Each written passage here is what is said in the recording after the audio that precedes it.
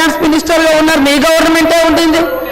ఇవాళ కేవలం రాళ్ళేసుడు మేము గొప్ప. మీ బాధ అంతా హరీష్ అన్న, మీ బాధ అంతా అధికారం పోయిందని అంతే తప్ప ఇంకోటి కాదు. అయ్యో అనకమ్మా, 10 ఏళ్ళు ఇక్కడ అనుభవించారు, నువ్వు అక్కడ పోయినావు అధికారం అనుభవించి ఒకసారి ఏమంటే కాంగ్రెస్ నాకు ఏం చేసింది బాగా అనిపించింది. మా లాంటి వాళ్ళ వీడియోలు చూస్తుంటే కాంగ్రెస్ ఏం చేసిందా?